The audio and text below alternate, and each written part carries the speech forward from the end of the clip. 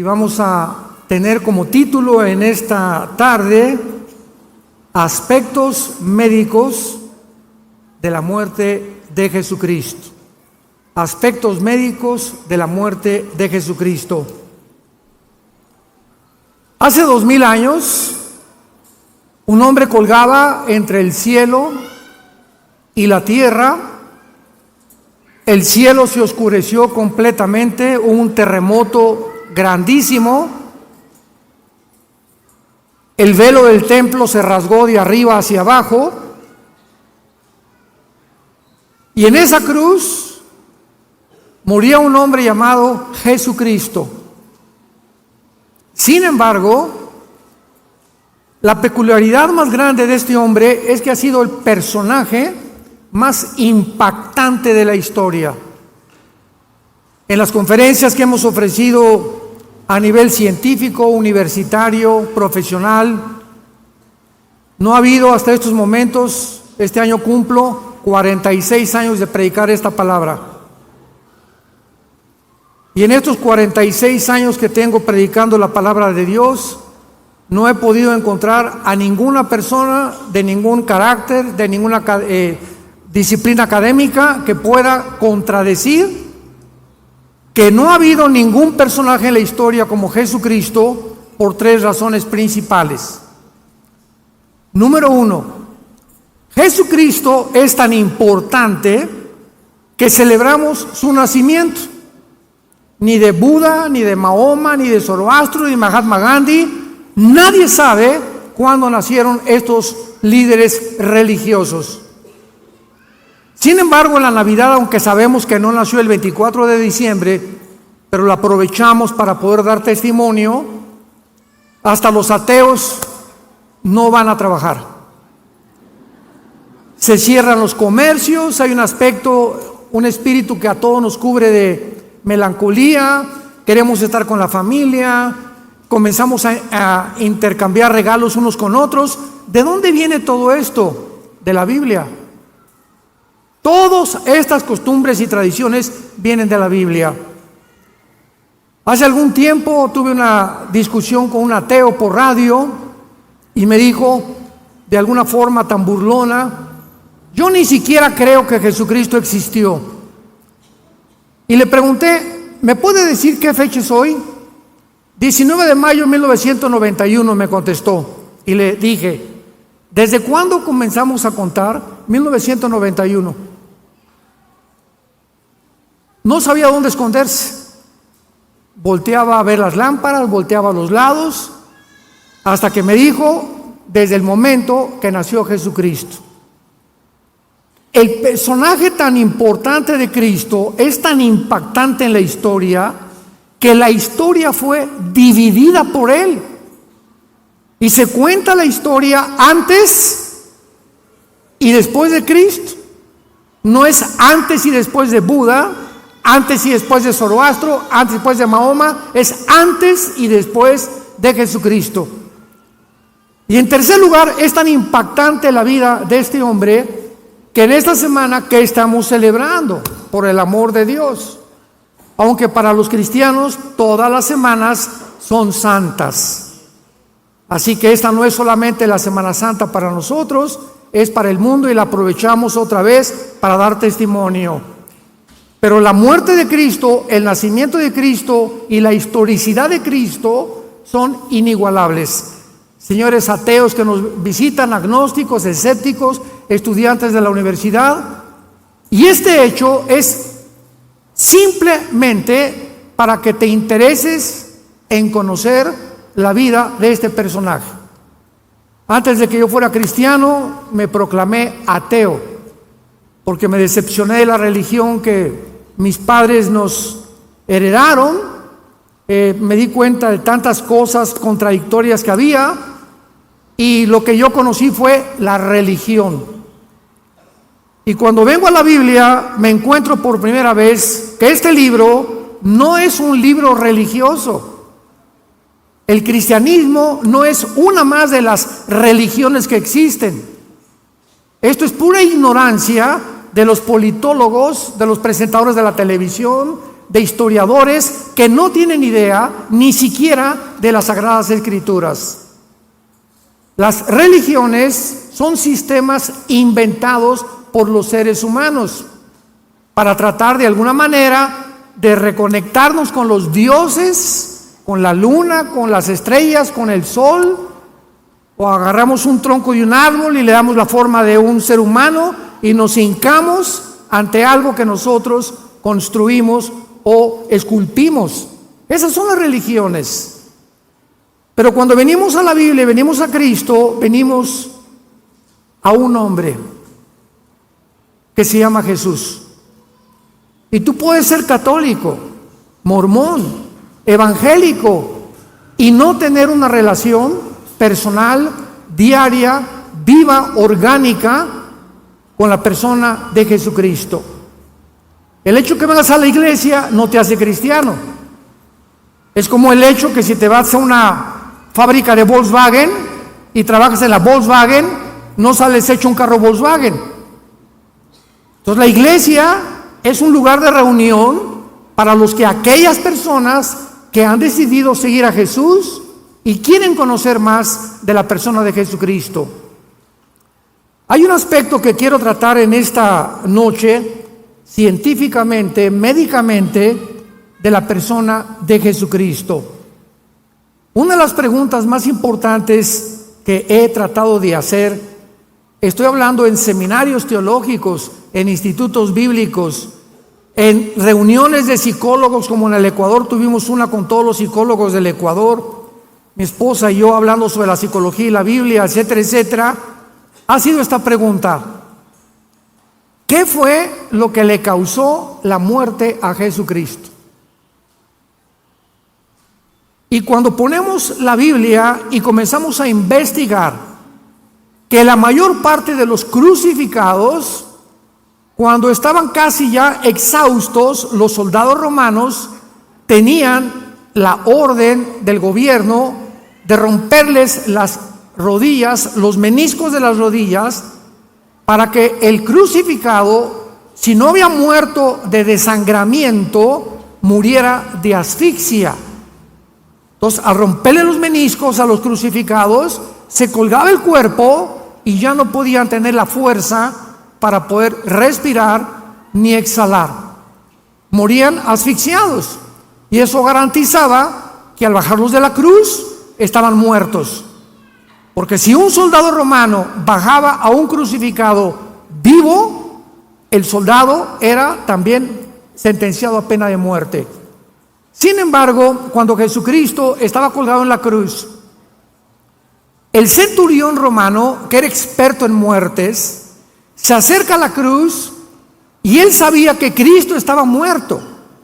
Sin embargo, agarra una lanza y lo atraviesa del lado izquierdo al lado derecho, a través de todo el pecho de su cuerpo.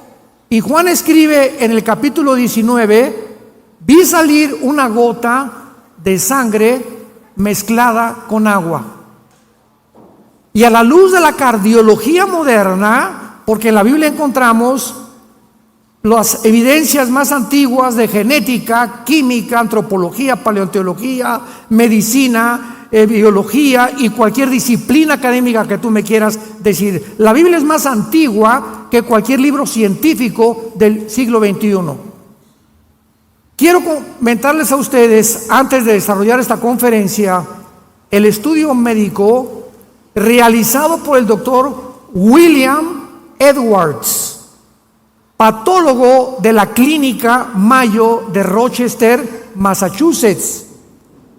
La Clínica Mayo, el Hospital General de Boston y el Hospital Hopkins son las tres instituciones que se clasifican como las mejores médicamente hablando y clínicamente del mundo entero. Ni en Inglaterra, ni en Francia, ni en Alemania, ni en ningún lado se pueden caracterizar con la fama que tienen estas instituciones clínicas, médicas, científicas. Este estudio del doctor Edwards apareció en la revista médica Diario de la Asociación Médica Americana, en inglés, Journal of the American Medical Association. Y esta revista es y aparece cada semana en la investigación médico-científica del mundo entero. Escuchemos la opinión médica de una persona que no es cristiana, de un médico patólogo famoso en el mundo entero acerca de la muerte de Jesucristo. Número 1, la sangre que sudó en Getsemaní. La Biblia dice que cuando Cristo estaba en Getsemaní, fue tan intensa la presión que él tuvo espiritualmente que la sangre comenzó a salir de sus poros y de su piel. Y este médico dice lo siguiente: este fenómeno se llama hematohidrosis. Hematohidrosis, o sea, sudor sanguinolento, y ocurre en estados altamente emocionales, cuando la hemorragia de las glándulas sudoríparas ocasiona que la piel quede excesivamente frágil. Probablemente la pérdida sanguínea en el huerto de Getsemaní fue mínima. Sin embargo, la fragilidad cutánea resultante ocasionó más tarde en una gran pérdida sanguínea durante la flagelación. Veamos qué dice Mateo 26, versículo 36. Entonces Jesús llegó con ellos a un lugar que se llama Getsemaní. La palabra Getsemaní en el hebreo es Getsemana o Getsemaní, que significa el aceite prensado.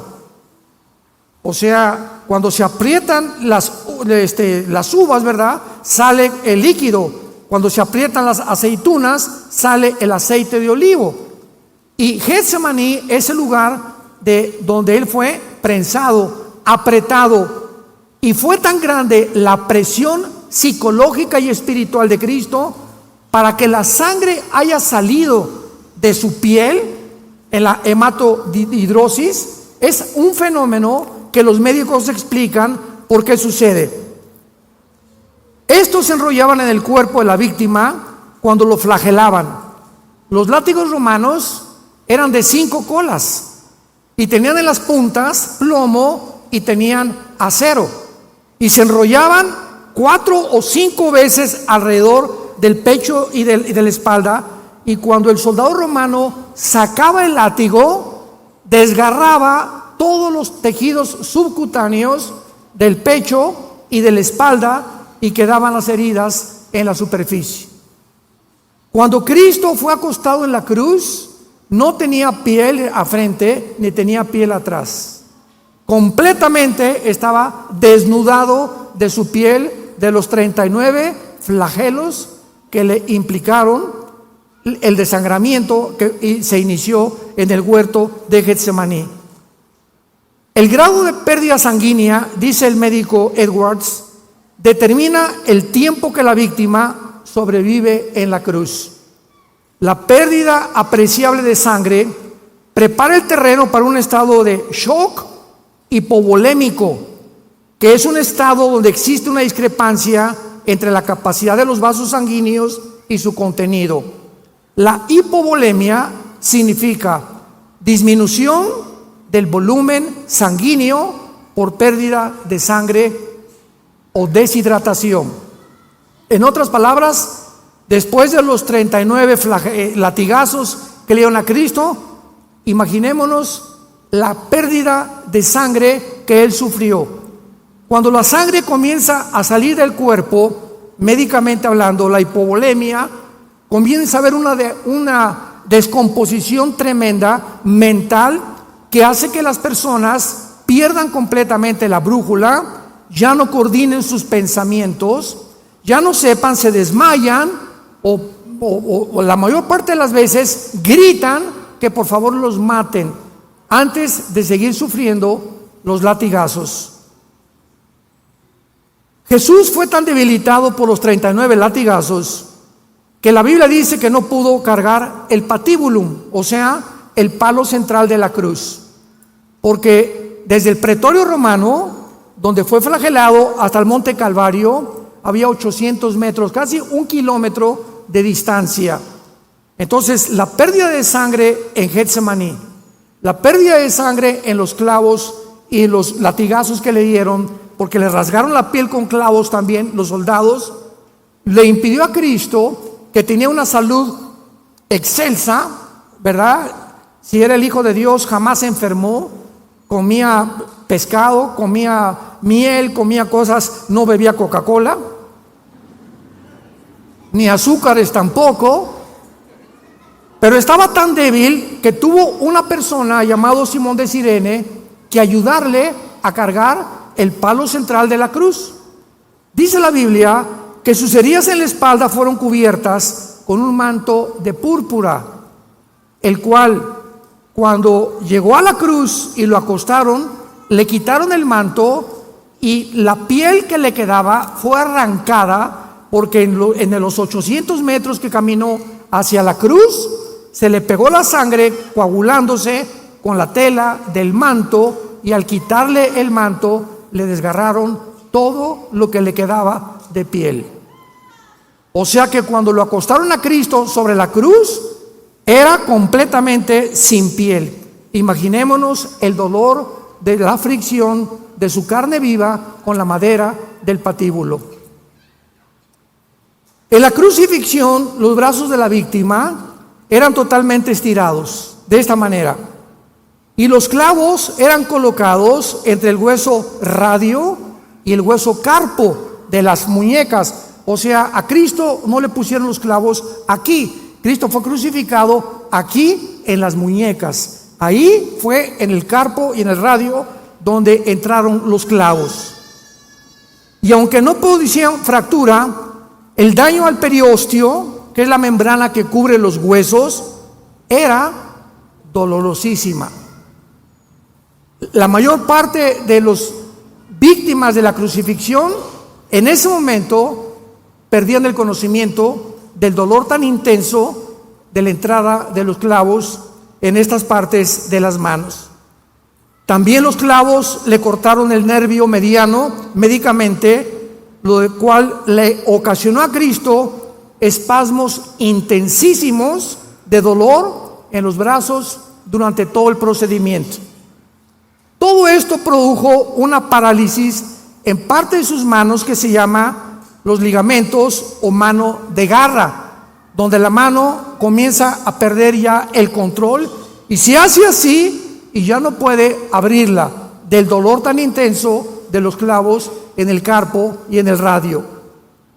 Los clavos de los pies, dice este médico, atravesaron los huesos del tarso y seguramente le ocasionaron lesiones en sus nervios. El mayor efecto fisiológico es lo que se llama la interferencia con la respiración normal, especialmente durante la exhalación, ya que el cuerpo tiende a fijar el tórax en estado de inhalación y el crucificado está colgado y no puede hacer esto, respirar y exhalar, porque el peso de los clavos, al tratar de hacer esto, le produce más presión en las manos y más presión en los pies. De acuerdo a los análisis de respiración, primordialmente con el diafragma y de forma superficial, resultan en una retención de dióxido de carbono en la sangre.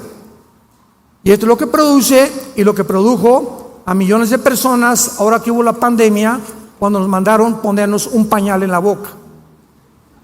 ¿Qué te produce el pañal en la boca? Que los estreptococos se te vuelven a meter, no respiras el oxígeno que necesitamos y después la Organización Mundial de la Salud dictamina que no servía de nada.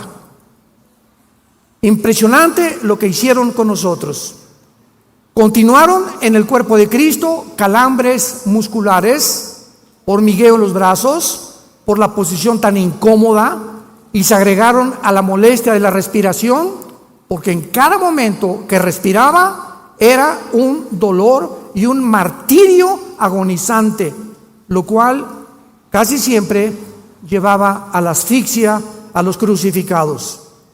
Otros factores, dice el médico Edwards, que contribuyeron a la muerte del crucificado variaban, pero siempre era deshidratación, arritmias cardíacas inducidas por el estrés, insuficiencia cardíaca por la acumulación rápida del líquido en la cavidad pericárdica o en cavidad pleural. Y finalmente, un aspecto médico de la muerte de Jesús ha sido gran controversia, y es el tema que quiero desarrollar. ¿Qué fue científicamente o médicamente? Se van a sorprender ustedes lo que le causó la muerte a Cristo.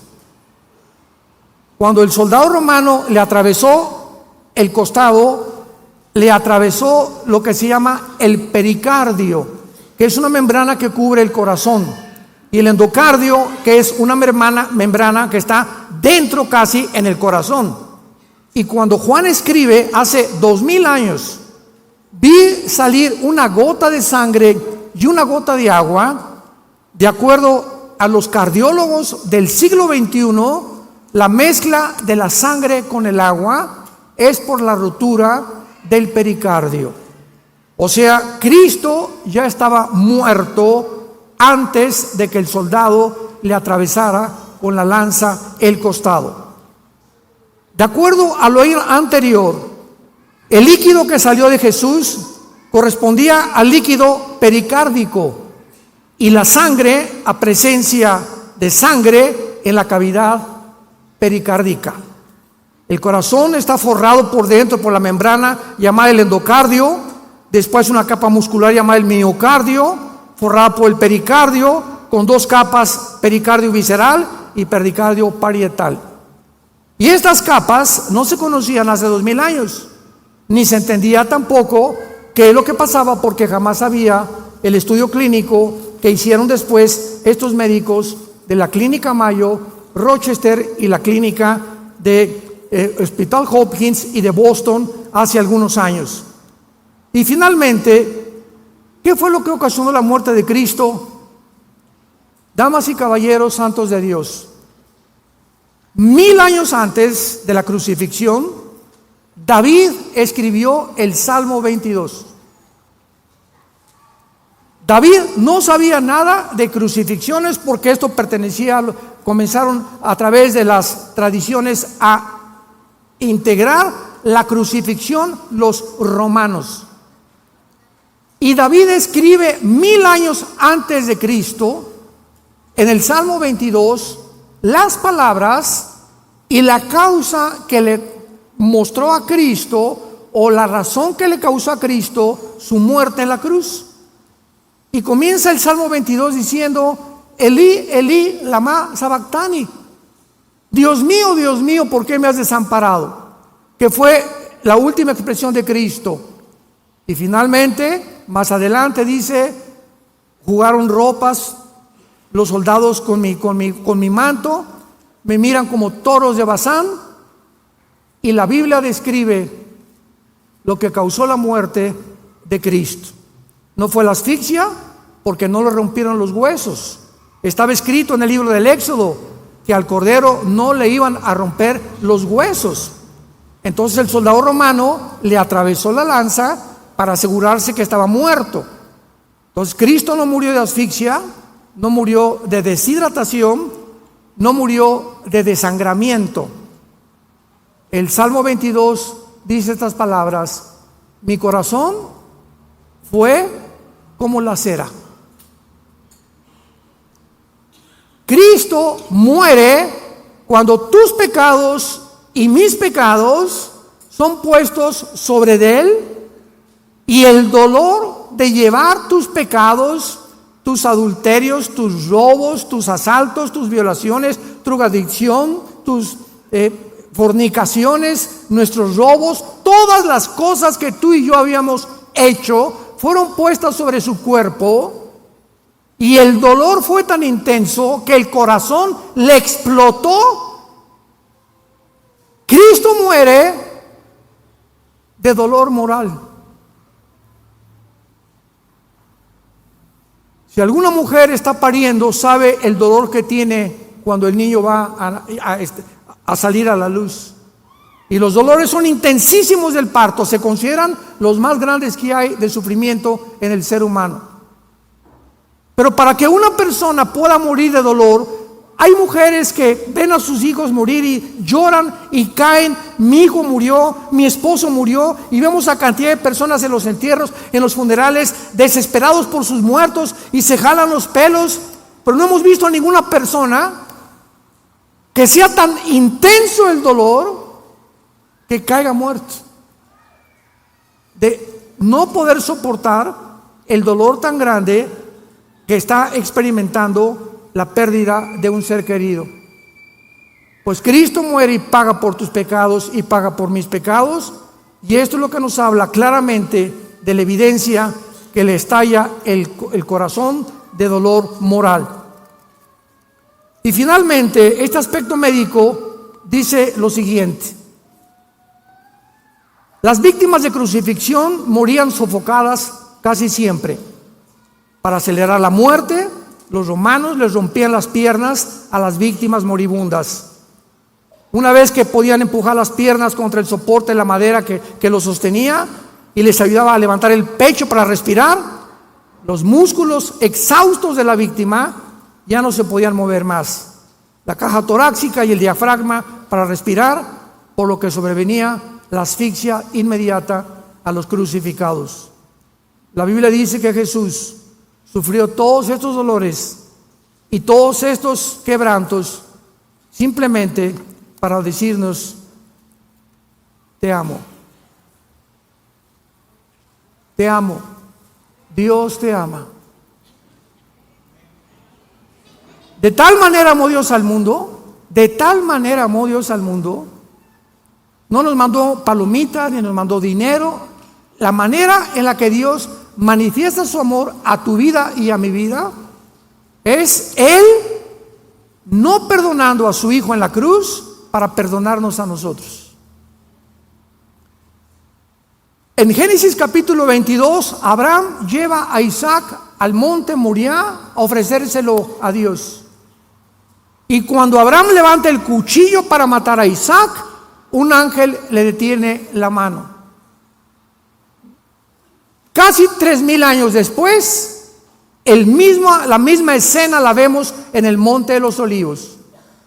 Se levanta el cuchillo para matar a Cristo y Dios no detiene la mano. Dios permite que su hija muera. Perdonó a Isaac y no perdonó a su hijo por ti y por mí, para decirte que te ama. Y si Dios te está diciendo que Él ha dado su vida por ti y por mí, ¿cómo no nos dará todas las cosas si nosotros se las pedimos y le seguimos en el temor de su vida en nuestro corazón? El temor de Dios es medicina a nuestro cuerpo y refrigerio a nuestros huesos. Largura de días y años de vida y paz te aumentarán. Y tú no puedes más que comprender algo. Yo siempre que he tenido en estos 46 años de vida predicando el Evangelio, cuando me asaltan dudas, porque las dudas nunca van a dejar de asaltarnos, es una guerra mental entre el bien y entre el mal.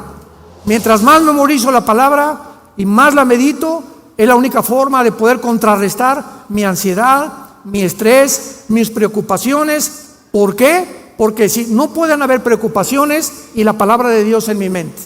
Y tú escoge qué te va a gobernar: el estrés, la preocupación, la ansiedad, o en ese momento repite la palabra y comienzas a mencionar la palabra. Bendito sea el Dios y Padre Jesucristo, que nos hizo renacer para una esperanza viva por la resurrección de Cristo entre los muertos, para una herencia incorruptible y inmarcesible reservada para nosotros en los cielos. Y comenzamos a pronunciar la palabra de Dios y se va el ataque de Satanás de tu mente y de nuestra mente.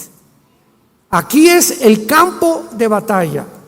Tú eres lo que piensas. Somos el resultado de nuestros pensamientos. Dice Isaías 53, 700 años antes de Cristo. Lo más importante del pasaje de Isaías 53, para todos ustedes que estudian teología, es que está escrito en el pasado. Fue escrito 700 años antes de Cristo y se escribe como si ya hubiera pasado. Despreciado y desechado entre los hombres, varón de dolores, experimentado en quebranto, como que escondimos de él el rostro, fue pasado, menospreciado y no lo estimamos. Ciertamente llevó, no dice llevará, llevó nuestras enfermedades, sufrió nuestros dolores, le tuvimos por azotado, por herido de Dios y abatido. Mas el herido fue tiempo pasado por nuestras rebeliones. Pregunta, ¿cómo es posible que se hable de un evento futuro en el pasado? Porque la Biblia es el único libro hiperdimensional. Señores científicos que nos acompañan, señores médicos, señores psicólogos y psiquiatras que están con nosotros, ¿qué estoy diciendo? En 1940, más o menos, 43, Alberto Einstein descubrió una fórmula científica que revolucionó completamente la dimensión y las leyes de la física. E igual a mc al cuadrado. La energía es igual a la materia por la velocidad de la luz al cuadrado. Esta fórmula de Einstein revoluciona completamente nuestra vida, y qué impresionante que la Biblia se adelantó, porque esta fórmula de Einstein implica que el tiempo no existe. Se les van a fundir los posibles. El tiempo no existe. ¿Qué quiero decir con esto? Agarra tu reloj en este momento. ¿Y qué hace el reloj? El segundero. 1, 2, 3, 4, 5. ¿Dónde está el pasado? ¿Dónde está el pasado? Estamos en el presente. 1 es el presente. 2, 3, 4, 5, 6, 7, 8. El futuro todavía no estamos ya. El pasado. Hace un segundo tu pasado ya no existe. Hace 2000 años el apóstol Juan escribe el Apocalipsis. Viaja el apóstol Juan 2000 años y ve al anticristo y la tercera guerra mundial. Juan regresa en el espíritu y el Apocalipsis ya está escrito lo que va a ser. No ha sido y será.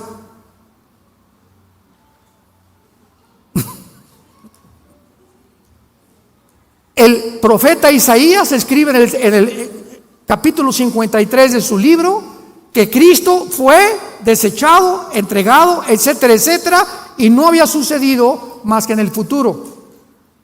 Y cuando encontramos que la fórmula de Einstein demuestra que el tiempo no existe, el tiempo se incluye desde Einstein como la cuarta dimensión. ¿Qué quiero decir? Que somos seres que vivimos en 4 dimensiones: altura, profundidad, anchura y el tiempo, que desde el siglo pasado estuvo incluido dentro de las dimensiones del ser humano. Dios vive en otra dimensión, en la 6ª, 7ª u 8ª dimensión. Para Dios 1000 años es un día. Un día es como 1000 años. Cada vez que la tierra hace una vuelta al sol de 365 días, para Dios fue un día. Para nosotros fueron 365 días que pasaron en nuestro tiempo. Y si yo me voy a la luna o a Marte con un traje de astronauta y salgo mañana, vamos a poner que mañana es el 10 de abril, y regreso dentro de un año y tengo 30 años de edad, cuando yo regrese el año que entra, mi esposa va a tener 5 años más que yo. Porque ya saliendo de la atmósfera, el tiempo no existe como existe aquí en la Tierra. Aquí pasa más rápido que en el espacio. ¿Y cuántos hombres dicen, no, pues yo me quiero ir a Marte, no? Hermanos, todo lo que estoy compartiéndole a ustedes es maravillosa. La Biblia es maravillosa.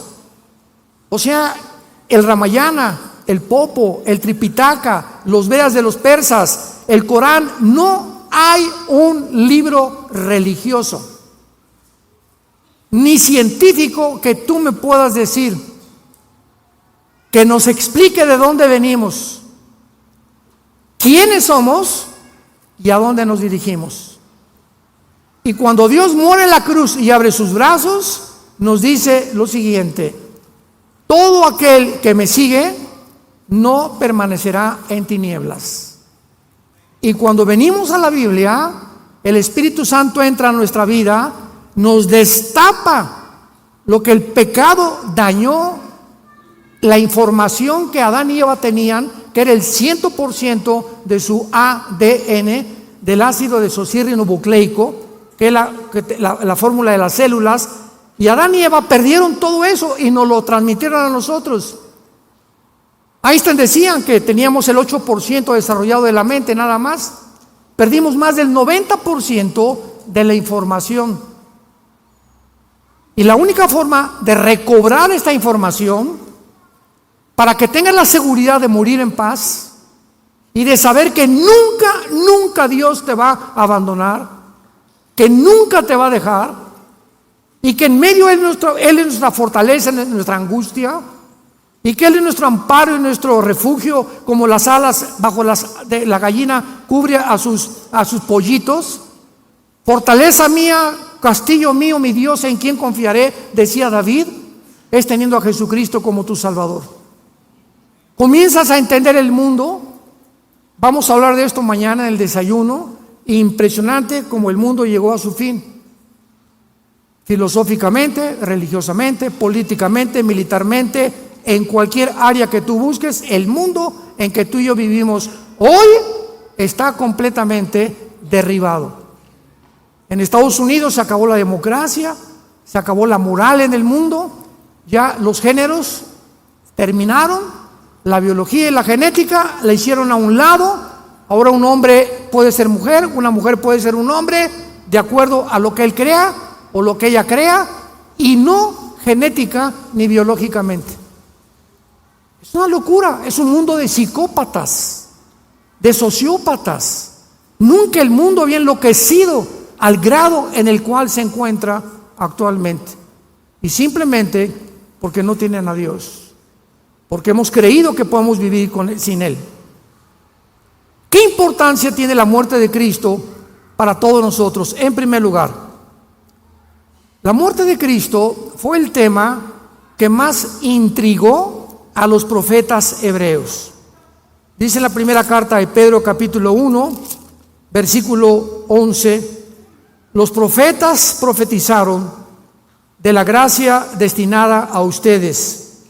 Inquirieron y diligentemente indagaron acerca de esta salvación, escudriñando qué persona y qué tiempo indicaba el Espíritu de Cristo que estaba en ellos, el cual anunciaba de antemano los sufrimientos de Cristo y las glorias que vendrían tras ellos. En la cruz del Calvario había dos grupos de personas: los religiosos, los fariseos, supuestamente los doctores de la ley, y del lado izquierdo estaban los griegos, los filósofos de Atenas, los discípulos de Zenón, los epicúreos, los estoicos, los grandes pensadores de la historia en aquel tiempo. Los religiosos, los fariseos, voltearon a la cruz y dijeron: este no puede ser el Hijo de Dios, porque la Torá, nuestra ley, dice: maldito el que es colgado en un madero. Entonces, ¿cómo puede este hombre decirse que es hijo de Dios cuando nuestra ley dice que los que son crucificados son hechos maldición? No puede ser este el Hijo de Dios. Comenzaron a ofuscar en sus pensamientos y en su limitada racionalización. Y por otro lado, los griegos veían a Jesús y decían: este no puede ser el Hijo de Dios, porque Zeus, nuestros grandes dioses de los titanes de la mitología griega, no podían permitir que a su hijo le hicieran lo que le están haciendo a este hombre. ¿Cómo puede llamarse este el Hijo de Dios?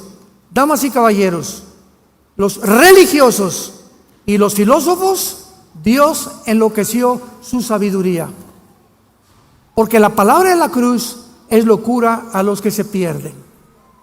Y no podían, con su mente intelectual y filosófica, como actualmente también, No me importa que seas maestro de filosofía y letras en la universidad, ni que tampoco tengas doctorados en ciencias políticas. Si tú no tienes al Espíritu de Cristo en tu vida, no vas a entender la Biblia. Porque los pensamientos de Dios son más altos que los nuestros. Y la forma como Dios actúa no es como nosotros. Y en esa cruz, donde unos decían que era maldición y otros que era una imposibilidad que el Hijo de Dios pudiera decirse así, muriendo como un vil criminal y su padre no hiciera nada, Dios lo hizo a propósito. Porque detrás de esa muerte se encontraba toda la sabiduría de Dios, escondida detrás de la locura de los seres humanos. Y eso fue lo que me hizo a mí, por primera vez en mi ateísmo, reflexionar y humillarme delante de Dios. Y se acercó entonces mi hermano Alejandro, que era cristiano, y me leyó este pasaje de 1 Corintios capítulo 1, que dice así: porque lo insensato de Dios es más sabio que los hombres, y lo débil de Dios es más fuerte que los hombres. Lo que para ti es locura, para Dios es sabiduría. Porque lo que tú calificas como locura, Dios lo hizo a propósito para que no lo busques intelectualmente, sino para que te humilles delante de Él, recibas a Cristo y Él te abra el entendimiento y te diga: 2 más 2 son 4, 5 más 5 son 10. Imagínate un niño de 6 años: oiga, maestro, ¿qué quiere, chamaco? Tanta molesta que me das. Explíqueme la teoría de Einstein, m igual a mc al cuadrado. Mira, niño, aunque yo te lo explique, no lo vas a entender. Pero ¿por qué, maestro, si mi cerebro es igual al tuyo? Es verdad, pero el mío está desarrollado y el tuyo no. Entonces, cuando tú crezcas y madures en conocimiento, vas a entender lo que ahorita, aunque te lo explicara, no lo vas a explicar. Cuando yo era ateo, Dios me dijo: gusano, chinche, hormiga de agua puerca. ¿Quieres entender mis caminos? ¿Quieres caminar conmigo? ¿Tú crees que puedes comprenderme cuando yo hice el universo? Como le dice a Job: ¿dónde estabas cuando hice la tierra? Cuando medí las medidas de la tierra, la distancia entre la tierra y el sol, el movimiento de gravitación de la tierra, el movimiento de traslación de la tierra, la velocidad de la luz, 300,000 kilómetros por segundo. ¿Dónde estabas tú?, le pregunta Dios a Job. Si eres tan inteligente, dímelo. Dime quién eres, ya para acabar pronto. Y cuando nos damos cuenta que estamos tratando de pelear con un Dios, que si Él existe es lógico, hermanos filósofos, la lógica elemental nos dice lo siguiente: si realmente Dios existe, Él no puede pensar como nosotros, y es una mente inmensamente grande, maravillosa, y si yo quiero aprender, necesito una condición, una sola: ser humilde. Ser humilde, humillarme. Señor, lo que sé, como dijo Sócrates, yo solo sé que no sé nada. Estoy tratando de pelearme contra ti, que porque, ¿y para qué si Dios hizo al diablo? ¿Y para qué hizo el sufrimiento? ¿Y por qué permite que los niños se mueran? Qué interesante que los ateos nunca contestan, nos preguntan a nosotros. Nunca un ateo le va a preguntar esas preguntas a otro ateo, o a un agnóstico o a un escéptico. Nunca, jamás. Nos los hacen a nosotros los cristianos, porque de alguna manera en sus conciencias saben que no hay respuestas en el mundo, y por eso viven vidas sin esperanza, sin ninguna seguridad, llenos de estrés, llenos de esperanza, llenos de odio, llenos de maldiciones.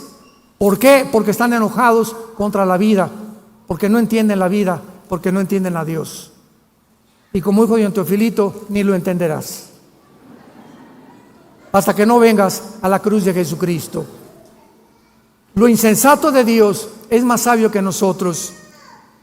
Miren, hermanos, que Dios escogió lo necio para avergonzar a los sabios, y lo débil del mundo escogió Dios para avergonzar a los fuertes. ¿Saben lo que dijo el Dalai Lama al Papa Juan Pablo II cuando vino a México? Le dijo al Papa, el Dalai Lama, a Juan Pablo II: yo pienso que Cristo se equivocó porque escogió a 12 pescadores iletrados y desleídos, como decía Cantinflas, que ni a la primaria fueron. Si hubiera escogido personas inteligentes, dijo el Dalai Lama, como yo, que soy filósofo y pienso, y la política y por aquí y por allá, Cristo no hubiera muerto crucificado. Jesús, María y José y el burrito que los acompaña. Virgen de la Macarena. ¿Se dan cuenta la estupidez, la soberbia del ser humano? Y a propósito, Cristo escoge a esos hombres desleídos y deslustrados, ignorantes, para que cuando se enfrentaron al mundo, el mundo se maravilló y decían: ¿quiénes son estos pescadores que se enfrentan con denuedo y con valor al César y a los filósofos y a los epicúreos y a los estoicos y a Zenón, los filósofos, y los retan diciendo que Jesús murió, que resucitó? Y a estos hombres que no fueron ni terminaron la primaria fueron los que cambiaron el Imperio Romano. Nunca un impacto tan grande en la historia había sido hecho por 12 hombres vulgares y pescadores, y Dios lo hizo a propósito para avergonzar a los sabios.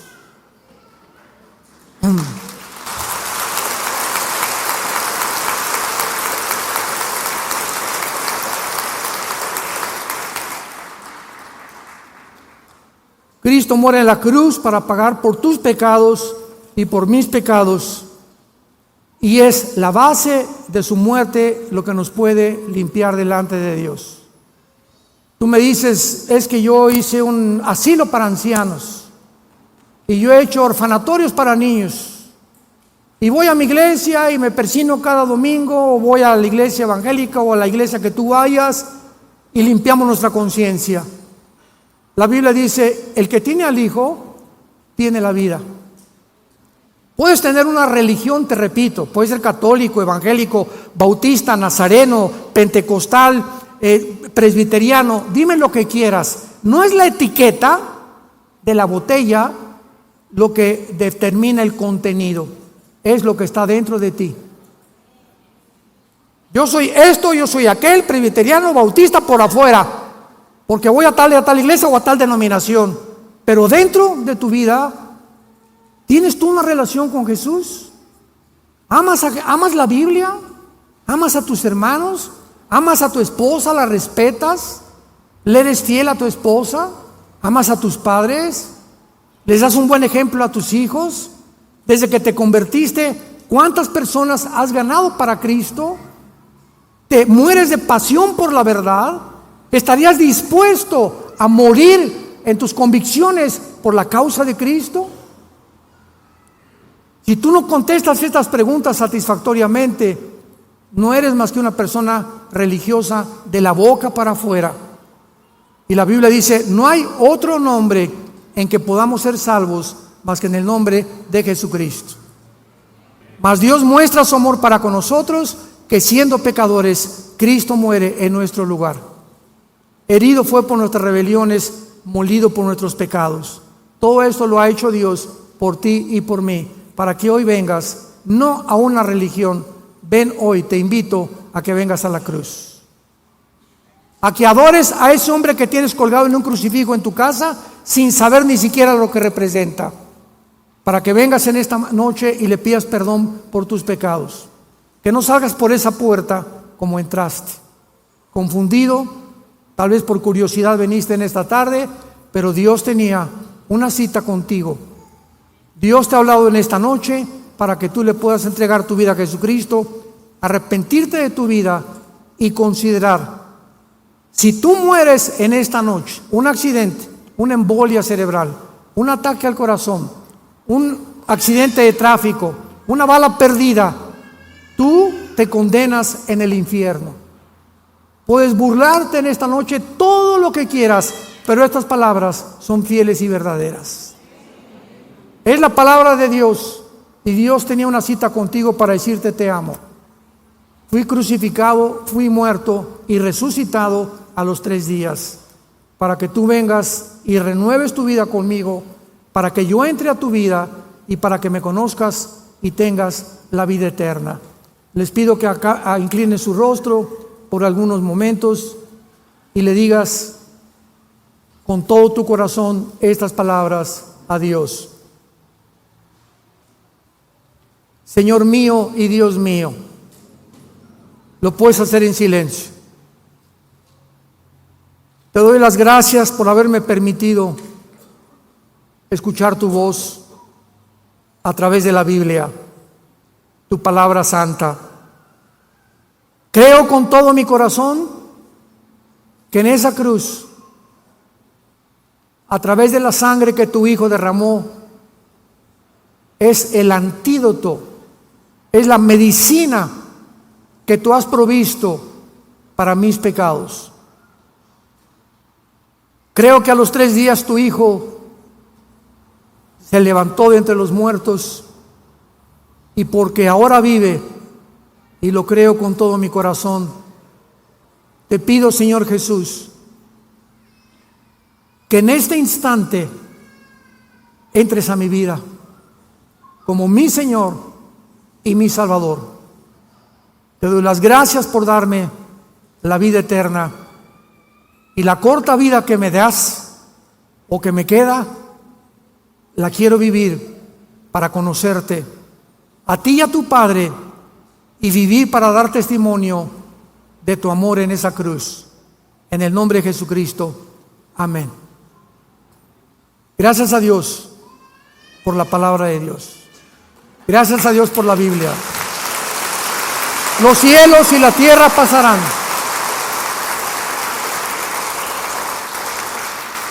Los cielos y la tierra pasarán, pero mis palabras permanecerán.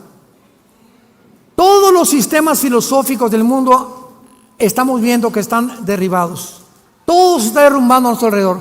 El petróleo, el peso, la democracia, el capitalismo, el comunismo, el socialismo, todo, la ciencia, la sexualidad, todo ante nuestro alrededor se está derribando. Si los fundamentos fueran quitados, Salmo 11, ¿qué sería de nosotros? ¿Qué sería si no tuviéramos este fundamento, esta esperanza? ¿Qué sería de mi vida? Yo hubiera acabado en la cárcel o muerto. Si hubiera seguido la vida que yo seguía, hubiera acabado yo loco, o en un psiquiátrico, tal vez. Pero Dios me levantó para que pudiera proclamar su mensaje. Y cada día le digo que me dé más pasión para hacerlo, para que la gente pueda comprender que tienes una sola vida para arrepentirte y venir a la cruz.